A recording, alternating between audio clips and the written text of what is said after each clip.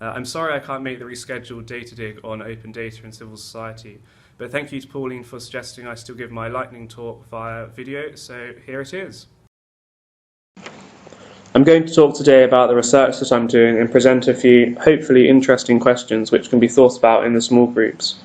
So I'm James, I'm a first year PhD student at the Third Sector Research Centre, which is part of the University of Birmingham.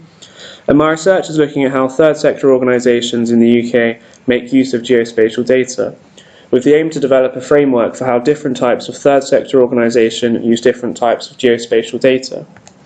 But first, what is geospatial data?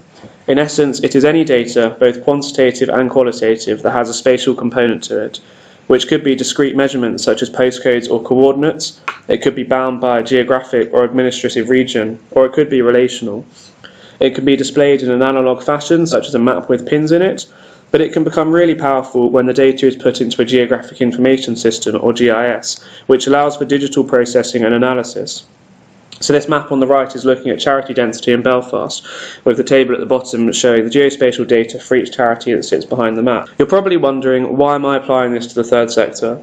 Well, we're seeing a proliferation in geospatial data availability, part of which is thanks to the wider open data movement, but also due to the advancement of and opening up of software and tools, which can allow us to gain significant insights about a whole host of areas.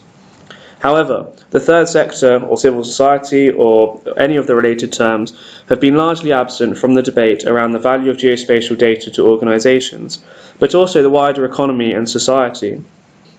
The first glaring omission is in this book, which is a seminal text written by Paul Longley and Co. It's now in its 4th edition and is widely cited.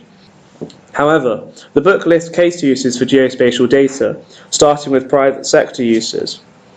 So they say it can be used to get more from existing assets and control risk. Likewise, they look at the uses in government, such as preventing citizens from threats and responding to citizens' needs. But the table stops here, and the third sector is completely ignored. A more pertinent and concerning example of this omission is in the development of the newly announced Geospatial Commission, where consistently the value to the public and private sectors are referenced, but it stops there. I'm confident that the third sector is not being bundled up in the private sector label, as the main motive for opening up geospatial data is frequently cited as being key to the success of small businesses and the broader economy.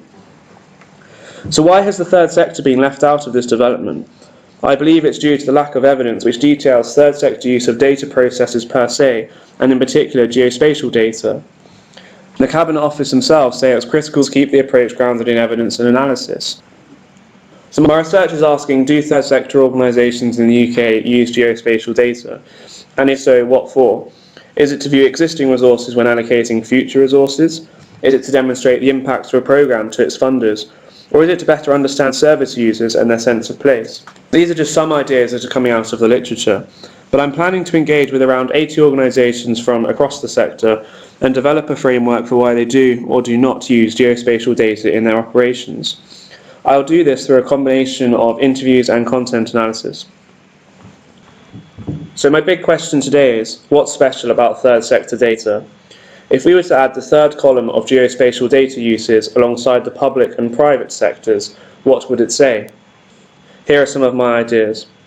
So I think third sector organisations are often situated in such a way that they have a unique perspective of a place, of how people engage with the place, and current trends in the area, in a way that other organisations do not.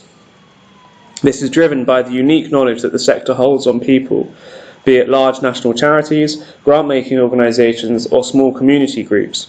The sector engages with people in order to drive progress in a particular area or across society.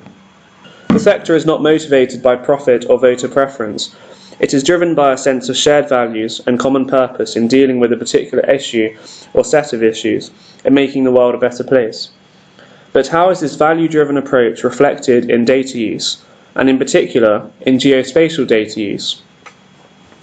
Now, my penultimate point is a word of caution, or a caveat if you will, on the desire to map organisations as a whole. It is important to remember that maps are not neutral. They are always carrying some form of ideological baggage and represent the views of their maker. Some groups may not want to be mapped, and that wish should always be respected. So, to close, what is it that makes third sector data special? And what is the power of geospatial data and tools for the third sector?